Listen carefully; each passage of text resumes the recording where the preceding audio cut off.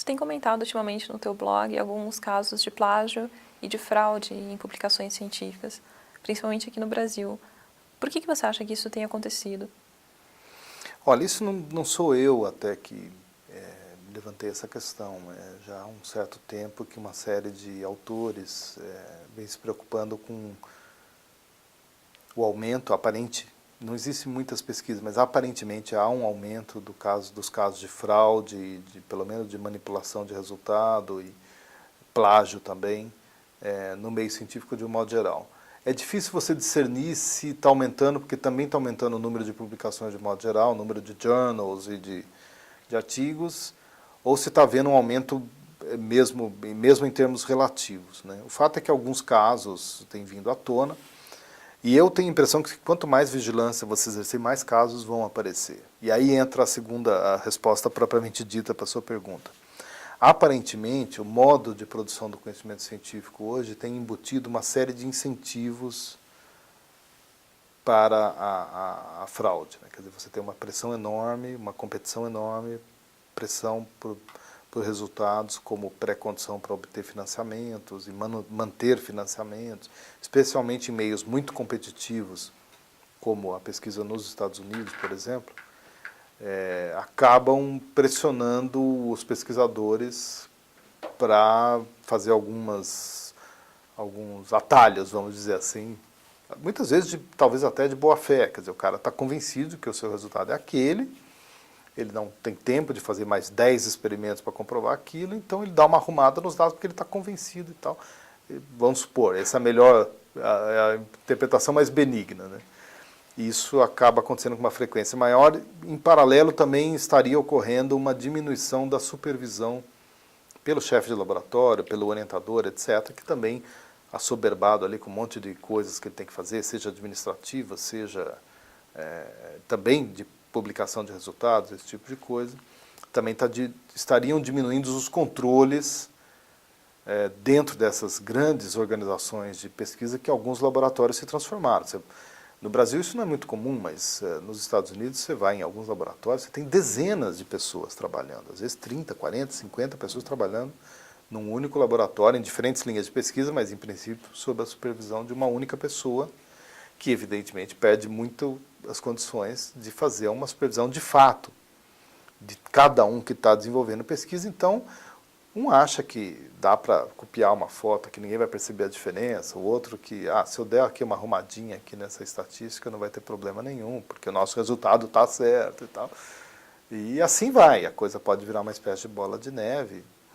E, especificamente no Brasil, embora eu acho que não seja tipicamente brasileiro esse fenômeno, deve ocorrer em outros lugares também, a pressão por publicação gera uma série de distorções, que é a multiplicação artificial de artigos sobre pesquisas que, no fundo, não justificariam tantos artigos assim, né? O pessoal chama de tática do salame, né? Você fatia sua tese de doutorado em não sei quantos artigos, ou mesmo, às vezes, o mesmo resultado, você publica um pedacinho aqui, um pedacinho ali, um pedacinho ali, outro, como uma forma de multiplicar os itens que vai constar do seu currículo Lattes.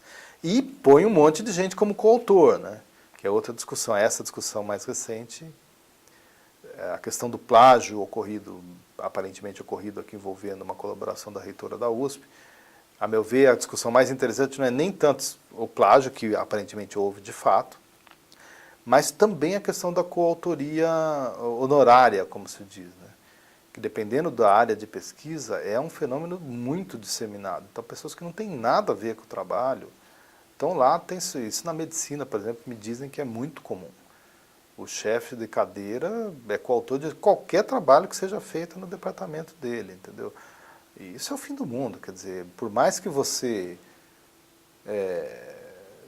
tenha um conceito de autoria bastante elástico, porque a orientação é uma questão importante na pesquisa, e mesmo que ele não tenha participado do trabalho propriamente dito, talvez em vários casos faça sentido que o orientador permaneça como coautor, porque ele é um coautor intelectual, ele ajudou a definir a hipótese, ajudou a definir os experimentos, enfim, indicou caminhos a perseguir, recomendou tal teste estatístico e por aí afora. Supondo que ele fez tudo isso, mesmo não tendo posto a mão na massa, talvez em muitos casos se justifique que ele figure como um coautor.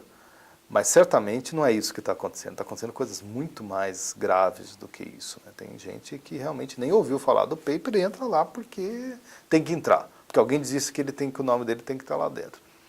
E eu acho que isso tudo, a fraude, o plágio, a coautoria honorária, a meu ver, são traições ao ideal da ciência, entendeu? Existe uma questão de responsabilidade intelectual envolvida na pesquisa científica, isso também no jornalismo. Você não põe numa reportagem a assinatura de uma pessoa que não participou da reportagem. Então, eu acho que isso é algo que, se de fato essa hipótese for correta, de que está aumentando esse tipo de comportamento desviante, vamos dizer assim, na ciência, a meu ver, que trai os ideais de veracidade e de responsabilidade da ciência, isso tem que ser profundamente combatido, com muita força. E eu não vejo o meio de pesquisa científica tão preocupado quanto deveria estar com isso. No Brasil, certamente não. Quer dizer, as poucas investigações que são feitas surgem só depois que os casos chegam à imprensa leiga, e, a meu ver, são investigações aparentemente muito problemáticas, muito deficientes, muito lenientes com essa. Eu acho que alguns países já tomaram a atitude de criar dentro de cada instituição de pesquisa uma espécie de escritório de integridade científica, de manter uma certa vigilância um pouco mais ativa mesmo sobre esse tipo de fenômeno. Não tenho notícia de que nada parecido com isso esteja acontecendo no Brasil. Quais as consequências disso para a credibilidade da ciência? Podem ser muito graves, né? Eu acho que a ciência depende de uma coisa que você pode chamar de fé pública, né? A pior coisa, o pior cenário que eu posso imaginar para a ciência é ela cair em descrédito junto ao público. Mesmo que dentro da comunidade essa fé pública permaneça, quer dizer, as pessoas tenham uma noção de que os casos de fraude, de plágio são esporádicos, são excepcionais e que não afetam o corpo do conhecimento científico, pode ocorrer de casos muito frequentes ou proeminentes de fraude científica que se tornem de conhecimento público, acabem criando uma imagem de que a ciência não é mais confiável, né? E esse risco não vejo como muito provável no curto prazo, mas ele não está afastado, né? Porque se aquela hipótese estiver certa de que os casos são cada vez mais frequentes e que a supervisão não está sendo adequada e o esforço para conter esses fenômenos também talvez não seja suficiente, facilmente isso poderá se tornar um problema de opinião pública mesmo, de se voltar contra a ciência, ou pelo menos ela perder aquela alta confiabilidade que ela tem, que as pesquisas mostram isso também, né? Que o grau de confiança no setor de pesquisa científica e no produto do conhecimento científico é muito alto. E esse é um patrimônio que não pode ser posto em risco de modo algum.